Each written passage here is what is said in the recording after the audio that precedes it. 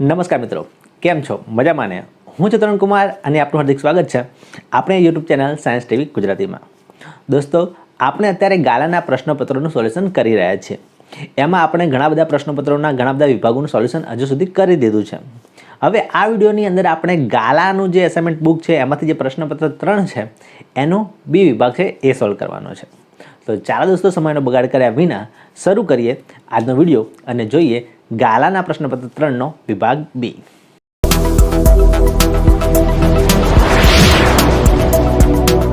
તો ચાલો દોસ્તો, શરૂ કરીએ વિભાગ બી। આ વિભાગની અંદર 25 થી 36 પ્રશ્નો હશે, એટલે કે પ્રશ્નક્રમ 25 થી 36 છે અને એમાં કોઈ પણ 9 પ્રશ્નોના તમારે જવાબ લખવાના છે, એ પણ 40 થી 50 શબ્દોની મર્યાદામાં। દરેકના 2 ગુણ રહેશે અને આ વિભાગના કુલ ગુણ છે 18। દોસ્તો, એમાં 25મો પ્રશ્ન છે, દ્રાણેન્દ્રિય સૂચકની મદદથી એસિડ અને બેઝની પરખ કેવી રીતે કરશો? ઉદાહરણ આપી સમજાવો। તો દોસ્તો, એકદમ ઇઝી પ્રશ્ન છે।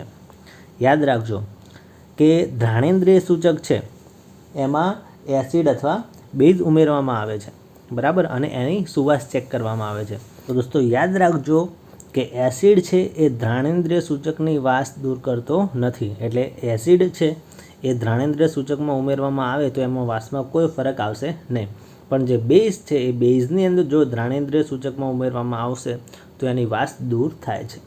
આપણે ઉદાહરણ પણ આપવાનું છે, ઉદાહરણ આપીને સમજાવો એવું લખ્યું છે। તો જેમ કે આપણે લઈ શકીએ લવિંગનું તેલ। લવિંગના તેલવાળા કપડાં હોય અને એ લવિંગવાળા તેલવાળા કપડા ઉપર તમે હાઇડ્રોક્લોરિક એસિડ છાંટો, બરાબર, તો એ જે લવિંગની વાસ આવતી હશે, લવિંગના તેલની વાસ એ દૂર નહીં થાય। હાઇડ્રોક્લોરિક એસિડ આ લવિંગના તેલની જે વાસ છે એ દૂર નહીં કરે, પણ જો તમે એના ઉપર NaOH એટલે કે સોડિયમ હાઇડ્રોક્સાઇડ કે જે એક બેઝ છે એ બેઝ છાંટશો તો એમાંથી લવિંગના તેલની જે વાસ આવતી હશે એ દૂર થઈ જશે। તો આના ઉપરથી આપણે કહી શકીએ છીએ કે જે એસિડ છે એ દ્રાણેન્દ્રિય સૂચકોની વાસ દૂર કરતો નથી, પણ જે બેઝ છે એ દ્રાણેન્દ્રિય સૂચકોની વાસ દૂર કરે છે, અને આ રીતે આપણે એસિડ અને બેઝની પરખ કરી શકીએ છીએ। હવે દોસ્તો 26મો પ્રશ્ન છે, લોખંડનું ક્ષારણ અટકાવવાના 2 ઉપાય જણાવો। તો દોસ્તો લોખંડનું ક્ષારણ અટકાવવાના ઘણા બધા ઉપાયો છે, બરાબર। જેમ કે આપણે લોખંડની વસ્તુ ઉપર રંગ કરીએ તો એ રંગ કરીને એનું ક્ષારણ અટકાવી શકાય છે, એના ઉપર તેલ લગાવીને એનું ક્ષારણ અટકાવી શકાય છે, અથવા તો આપણે ગ્રીસ પણ વાપરી શકીએ છીએ। આ ઉપરાંત દોસ્તો આધુનિક પદ્ધતિઓમાં ગેલ્વેનાઇઝિંગ કરીને આપણે લોખંડની જે પ્લેટો હોય કે લોખંડના જે હોય વસ્તુ એના ઉપર ગેલ્વેનાઇઝિંગ કરી દઈએ, એનું આવરણ ચડાવી દેવામાં આવે તો લોખંડનું ક્ષારણ નહીં થાય। આ ઉપરાંત દોસ્તો ક્રોમ પ્લેટિંગ છે એ પણ કરી શકાય છે, અથવા તો દોસ્તો મિશ્ર ધાતુઓ બનાવીશું તો મિશ્ર ધાતુઓ બનાવીને પણ લોખંડનું ક્ષારણ અટકાવી શકાય છે। ઓકે દોસ્તો, હવે 27મો પ્રશ્ન છે, શું ડોબરેનરની ત્રિપુટી ન્યુલેન્ડના અષ્ટકના સમૂહમાં પણ જોવા મળે છે? સરખામણી કરી શોધી કાઢો। એટલે દોસ્તો પ્રશ્ન એમ છે કે જે ડોબરેનરની ત્રિપુટી છે, આપણે જાણીએ છીએ ને ડોબરેનરની ત્રિપુટીનો નિયમ, એ અષ્ટકના જે સમૂહ હોય છે, ન્યુલેન્ડનો અષ્ટકનો નિયમ છે, શું એમાં લાગુ પડે છે? અને એમાં સમૂહમાં આ ડોબરેનરની ત્રિપુટી આવેલી છે? હા દોસ્તો, આવેલી જ છે। તમે જોજો આવર્ત કોષ્ટકની અંદર કે ડોબરેનરની ત્રિપુટી એ ન્યુલેન્ડના અષ્ટકના સમૂહમાં પણ જોવા મળે છે। એનું એક ઉદાહરણ છે લિથિયમ, સોડિયમ અને પોટેશિયમ। દોસ્તો આ ડોબરેનરની ત્રિપુટી છે એને અષ્ટકનો નિયમ પણ લાગુ પડે છે। તમે જો કઈ રીતે, તો લિથિયમ છે એને પહેલું તત્વ તમે ગણો, લિથિયમને પ્રથમ તત્વ ગણીએ તો પછી 8મા ક્રમે સોડિયમ આવે છે, બરાબર, અને સોડિયમ અને લિથિયમ બંનેના ગુણધર્મો સમાન છે, બરાબર, એટલે અહીંયા ન્યુલેન્ડનો અષ્ટકનો નિયમ પણ લાગુ પડી જાય છે ડોબરેનરની આ ત્રિપુટીને। હા, એટલે આપણે જે જવાબ છે એ સાચો છે। એ જ રીતે દોસ્તો આગળ જઈએ તો સોડિયમને પ્રથમ ક્રમ આપીએ તો 8મા ક્રમે આવે છે પોટેશિયમ, એટલે સોડિયમથી 8મા ક્રમે પોટેશિયમ આવે છે, અને સોડિયમ અને પોટેશિયમના ગુણધર્મો પણ સમાન છે। એટલે હા દોસ્તો, અમુક ત્રિપુટીઓ એવી છે જેને અષ્ટકનો નિયમ પણ લાગુ પડે છે અને ડોબરેનરની ત્રિપુટીનો નિયમ પણ લાગુ પડે છે। ઓકે દોસ્તો, હવે આગળ 28મો પ્રશ્ન, આધુનિક આવર્ત કોષ્ટક મેન્ડેલિફના આવર્ત કોષ્ટકની વિસંગતતાઓને કેવી રીતે દૂર કરી શક્યું? કોઈ પણ 2 વિસંગતતાઓ સમજાવો। તો દોસ્તો જે મેન્ડેલિફનું આવર્ત કોષ્ટક હતું એમાં ઘણી બધી વિસંગતતાઓ હતી, પણ આ પ્રશ્નમાં આપણે ખાલી 2 વિસંગતતાઓ સમજાવવાની છે। અને એ વિસંગતતાઓને આધુનિક આવર્ત કોષ્ટકે કેવી રીતે દૂર કરી એ પણ સમજાવવાનું છે. તો દોસ્તો પહેલું તમે જુઓ કે મેન્ડેલિફના આવર્ત કોષ્ટકમાં સમસ્થાનિકો વિશે કોઈ સ્પષ્ટતા કરી ન હતી. એટલે જે મેન્ડેલિફનું આવર્ત કોષ્ટક છે એ સમસ્થાનિકોની ગોઠવણ કેવી રીતે કરવી એ કોઈ સમજાવી શકતું હતું નહીં.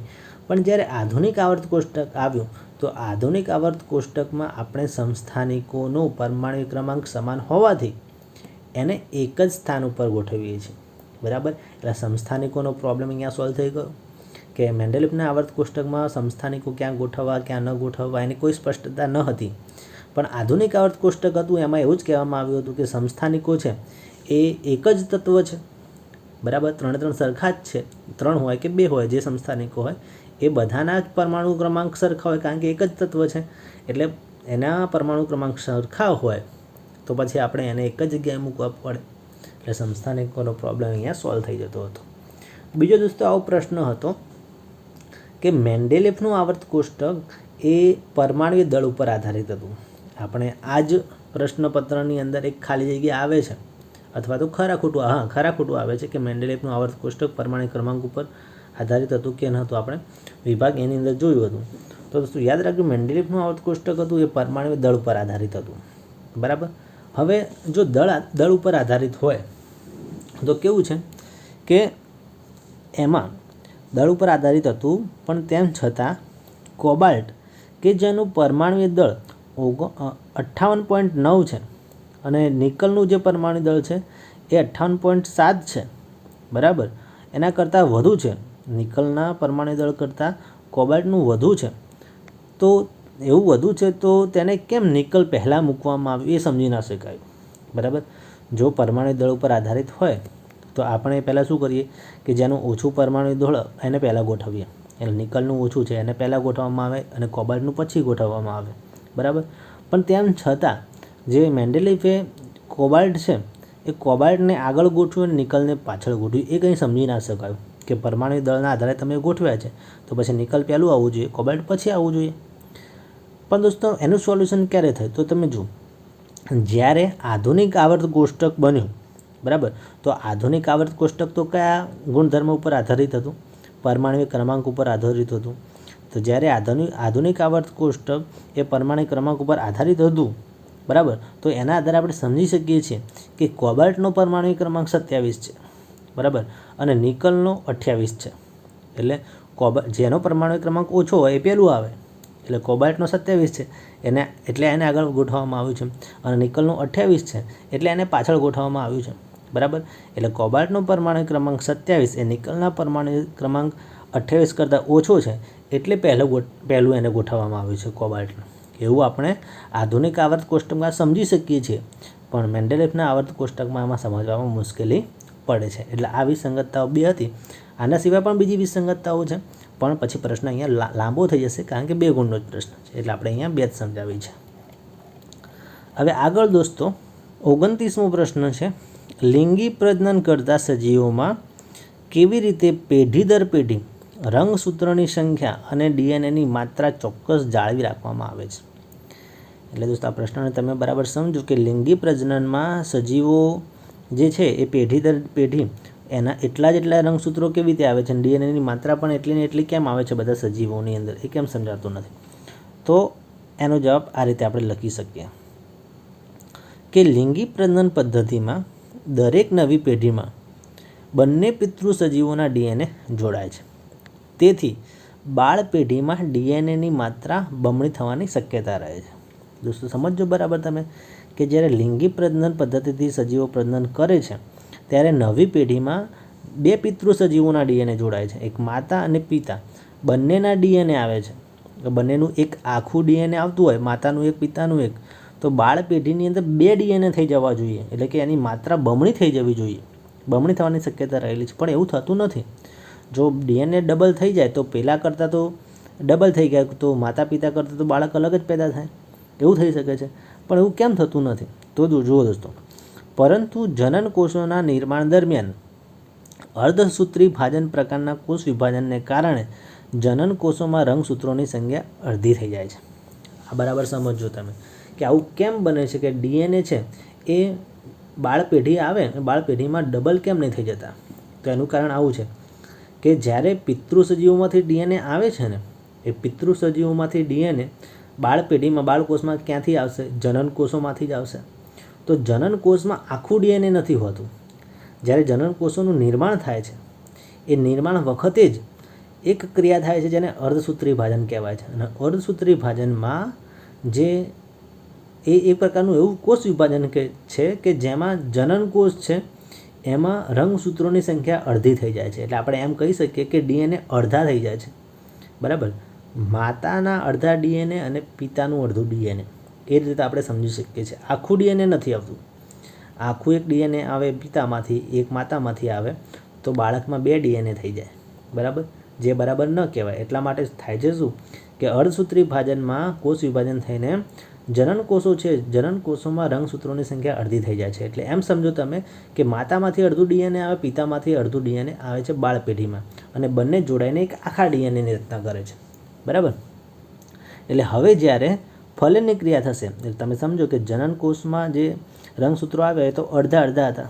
ઓકે, હવે જ્યારે ફલનની ક્રિયા થાય છે એ ક્રિયા દરમિયાન જનનકોષો જોડાય છે અને ત્યારે જનનકોષોમાં રહેલા અડધા રંગસૂત્રો, બરાબર, અડધા માતાના અડધા પિતાના જોડાઈને ફલિતાંડમાં સંપૂર્ણ આખા રંગસૂત્રોનું નિર્માણ કરે છે.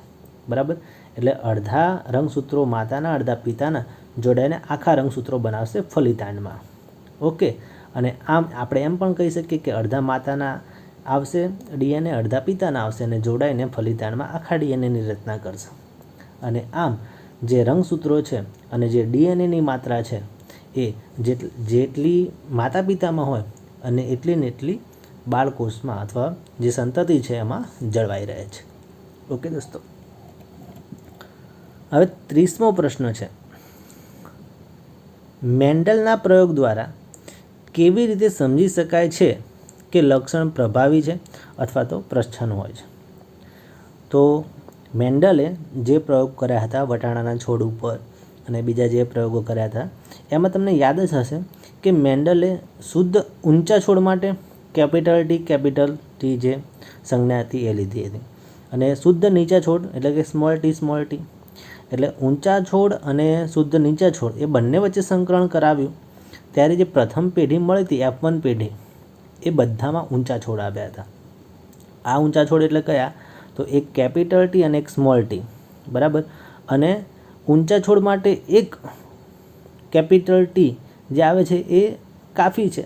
બરાબર, એટલે આપણે એમ કહી શકીએ કે જે કેપિટલ ટી જનીન છે એ કેપિટલ ટી જનીનની એક જ નકલ છોડને ઊંચા બનાવવા માટે પર્યાપ્ત છે. એટલે કેપિટલ ટી હાજર હોય તો એટલું પૂરતું છે કે છોડ ઊંચો જ થવાનો છે. બરાબર, અને તેથી એક લક્ષણ કે જે બીજા લક્ષણના વિકલ્પમાં વ્યક્ત થાય છે તે પ્રભાવી લક્ષણ છે. એટલે ઊંચા છોડ અને નીચા છોડમાંથી અહીંયા બંનેમાંથી એક કેપિટલ ટી આવે છે, એક સ્મોલ ટી આવે છે. બરાબર, અને એમાં ઊંચા અને નીચામાંથી એક જ આ જે જનીન છે એ પ્રભાવી છે અને એના લીધે એનું લક્ષણ આવે છે. એટલે બીજાના ઓપ્શનની અંદર જે લક્ષણ આ વ્યક્ત થાય છે, જોવા મળે છે, એ પ્રભાવી લક્ષણ છે. અને જે લક્ષણ વ્યક્ત થતું નથી એટલે કે જોવા મળતું નથી એ પ્રચ્છન્ન લક્ષણ છે. અને આ ઉદાહરણમાં આપણે સમજીએ તો મેન્ડલે જે ઊંચા છોડ અને નીચા છોડ લીધા હતા એ બંનેમાં જે સંકલન કરવામાં આવ્યું એમાં પ્રથમ પેઢીમાં બધા જ છોડ ઊંચા મળ્યા હતા.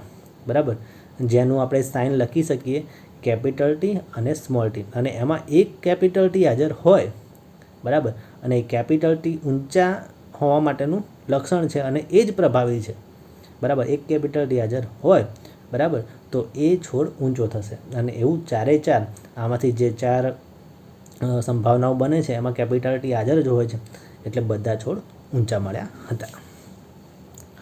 હવે દોસ્તો આગળ 31મો પ્રશ્ન છે, શા માટે ટોસ્ટર અને વિદ્યુત ઇસ્ત્રીની કોઇલ શુદ્ધ ધાતુની ન બનાવતા મિશ્ર ધાતુ નિક્રોમની બનાવવામાં આવે છે? એટલે ટોસ્ટર હોય, વિદ્યુતની ઇસ્ત્રી હોય, એમાં જે કોઇલ છે એ શુદ્ધ ધાતુની નથી બનાવવામાં આવતી. બરાબર, મિશ્ર ધાતુની બનાવવામાં આવે છે, જેમ કે નિક્રોમ. એવું કેમ?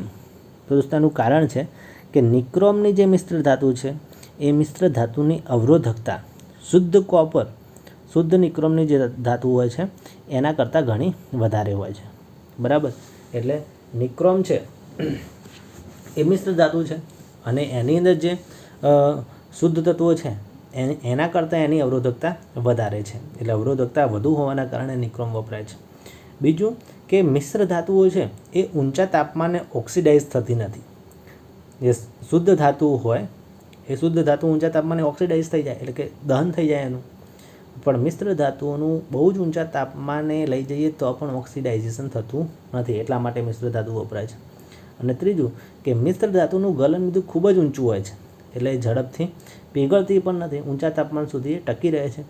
એટલા માટે ટોસ્ટર અને વિદ્યુત ઇસ્ત્રીની અંદર જે કોઇલ છે એ શુદ્ધ ધાતુની નથી વાપરતા, પણ મિશ્ર ધાતુની વાપરીએ છીએ. હવે દોસ્તો 32મો પ્રશ્ન છે, વિદ્યુત પ્રવાહ વ્યાખ્યાયિત કરો. ઇલેક્ટ્રોનનો પ્રવાહ અને રૈવાજિક વિદ્યુત પ્રવાહ વચ્ચેનો ભેદ જણાવો. તો પહેલાં તમારી વ્યાખ્યા આપવાની છે કે વિદ્યુત પ્રવાહ શું છે, બરાબર. તો વિદ્યુત પ્રવાહની આપણે આ રીતે વ્યાખ્યા આપી શકીએ કે વાહકના કોઈ પણ આડછેદમાંથી એકમ સમયમાં પસાર થતા વિદ્યુત ભારના ચોખ્ખા જથ્થાને વિદ્યુત પ્રવાહ કહે છે, બરાબર. દોસ્તો યાદ રાખજો વ્યાખ્યા. કોઈ વાહક હોય, વાહક એટલે તાર, એ વાહક અથવા કોઈ તારના આડછેદમાંથી એકમ સમયમાં પસાર થતા વિદ્યુત ભારનો ચોખ્ખો જથ્થો એને આપણે વિદ્યુત પ્રવાહ કહીએ છીએ. હવે દોસ્તો બીજો પ્રશ્ન સમજાવવાનો છે કે ઇલેક્ટ્રોનનો પ્રવાહ શું છે અને રૈવાજિક વિદ્યુત પ્રવાહ શું છે. તો જ્યારે ઇલેક્ટ્રોનની શોધ નહોતી થઈ ત્યારે જે વિદ્યુત પ્રવાહ છે એ વિદ્યુત પ્રવાહ ધન વીજભારના કારણે છે, ધન વીજભારનું જે વહન થાય છે એના કારણે છે એવું માનવામાં આવતું હતું. જ્યારે ઇલેક્ટ્રોનની શોધ નહોતી થઈ ત્યારે વિદ્યુત પ્રવાહ છે એ ધન વિદ્યુતભારના વહનને કારણે રચાય છે એવું માનવામાં આવતું હતું. એટલે વિદ્યુત પ્રવાહની દિશા એ ધન વિદ્યુતભારની દિશા છે એ જ માનવામાં આવતું, અને આ ધન વિદ્યુતભારના વહનની દિશાને જ રૈવાજિક વિદ્યુત પ્રવાહ કહે છે, બરાબર. અને અત્યારે પણ આ જ જે માન્યતા હતી એના આધારે ધન વિદ્યુતભારના વહનની દિશાને અત્યારે પણ રૈવાજિક વિદ્યુત પ્રવાહની દિશા માનવામાં આવે છે, અને એને જે વિદ્યુત પ્રવાહ છે એને રૈવાજિક વિદ્યુત પ્રવાહ કહે છે.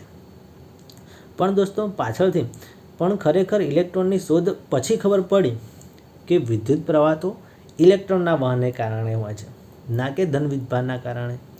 ઇલેક્ટ્રોનના વહનને કારણે જે વિદ્યુત પ્રવાહ હોય છે ઇલેક્ટ્રોનના વહનને કારણે હોય છે, અને એના લીધે આ ઇલેક્ટ્રોનના વહનની જે દિશા છે એને ઇલેક્ટ્રોનનો પ્રવાહ કહે છે, બરાબર. અને યાદ રાખજો દોસ્તો, રૈવાજિક વિદ્યુત પ્રવાહ એટલે કે ધન વિદ્યુતભારની દિશા એ આ ઇલેક્ટ્રોનના પ્રવાહની દિશાને વિરુદ્ધ ગણવામાં આવે છે, બરાબર. એટલે ઇલેક્ટ્રોનનો જે પ્રવાહ છે એના કરતી રૈવાજિક વિદ્યુત પ્રવાહ છે એની દિશા ઉલટી હોય છે, એટલે વિરુદ્ધ દિશામાં હોય છે.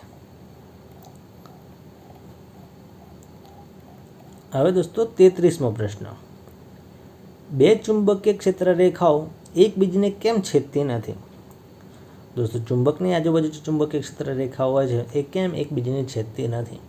તો દોસ્તો આનું કારણ આવું છે કે જો કોઈ ચુંબકની ચુંબકીય ક્ષેત્ર રેખાઓ હોય એ એકબીજાને છેદે એવું કોઈ જગ્યાએ થાય તો શું થાય, તો જે જગ્યાએ છેદે છે એ છેદન બિંદુ પાસે આપણે કોઈ હુકાયંત્ર લઈ જઈએ તો, અને હુકાયંત્ર શું કામ કરે છે, દિશા બતાવવાનું કામ કરે છે, બરાબર. તો એ છેદન બિંદુ પાસે આપણે હુકાયંત્ર લઈ જઈએ, બરાબર, અને એ છેદન બિંદુ પાસે બે ચુંબકીય ક્ષેત્ર રેખાઓ આવતી હોય તો હુકાયંત્રની જે સોય છે એ બિંદુ પાસે બે દિશાઓ બતાવશે, બરાબર. અને એ તો શક્ય નથી, બરાબર. એક બિંદુ પાસે બે દિશાઓ ચુંબકીય ક્ષેત્રની ન હોઈ શકે, એટલા માટે ચુંબકીય ક્ષેત્ર રેખાઓ ક્યારેય એકબીજાને છેદતી નથી, હંમેશા સમાંતર જ હોય છે. હવે 34મો પ્રશ્ન છે, ઓઝોન સ્તરની અગત્ય જણાવો. એટલે ઓઝોન સ્તર શું કામનું છે.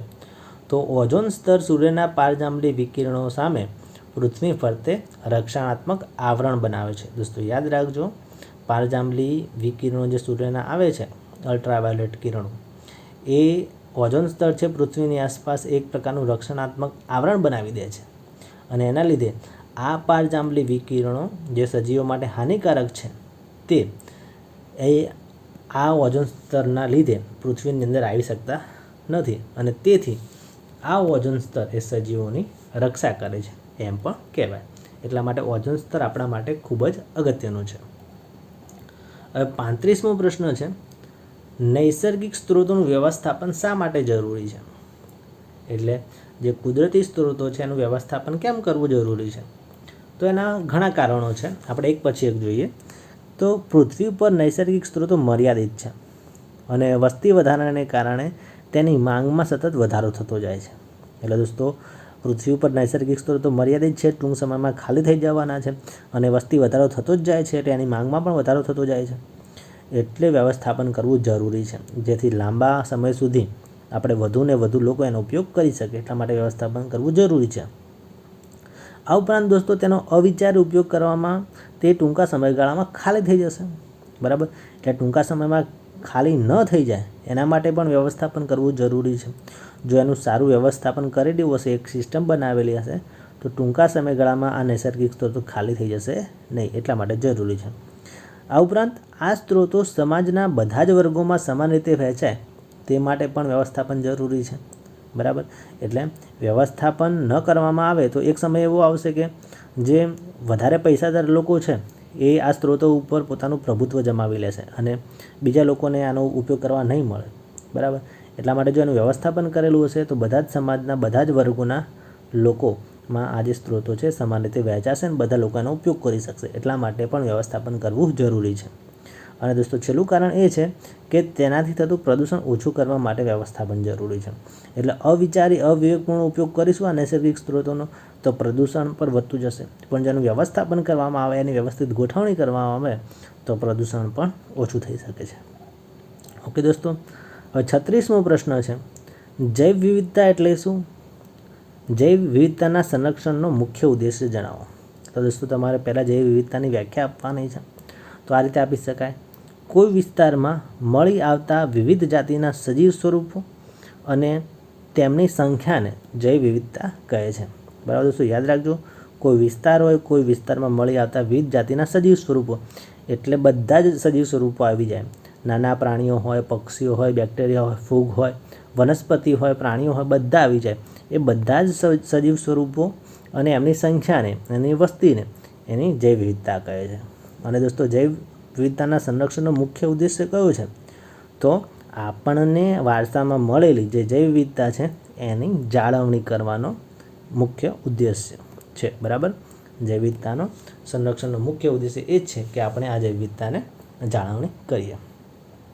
તો ઓકે દોસ્તો, આ વિડીયોમાં બસ આટલું જ. આ વિડીયો તમને કેવો લાગ્યો ચોક્કસથી જણાવજો. જો આ વિડીયો તમને ગમ્યો હોય તો લાઇક કરો, શેર કરો, કોમેન્ટ કરો અને જો તમે અમારી ચેનલ પર નવા હોય તો સબસ્ક્રાઇબ કરો અને બેલ આઇકનનું બટન દબાવી દો, જેથી અમારા જે લેટેસ્ટ વિડીયો બને એની અપડેટ તમને મળી રહે. તો દોસ્તો આ વિડીયોમાં આપણે વિભાગ બીનું સોલ્યુશન જોયું. હવે આવતા વિડીયોમાં આપણે વિભાગ સીનું સોલ્યુશન જોઈશું. જો વિભાગ સીનો વિડીયો અપલોડ થઈ જશે એવું જ અહીંયા એનું થંબનેલ આવી જશે, તમે આને ક્લિક કરશો એટલે વિભાગ સીનું સોલ્યુશન તમને જોવા મળશે. તો દોસ્તો આ વિડીયોમાં બસ આટલું જ. હવે મળીશું વિભાગ સી સાથે, ત્યાં સુધી આવજો.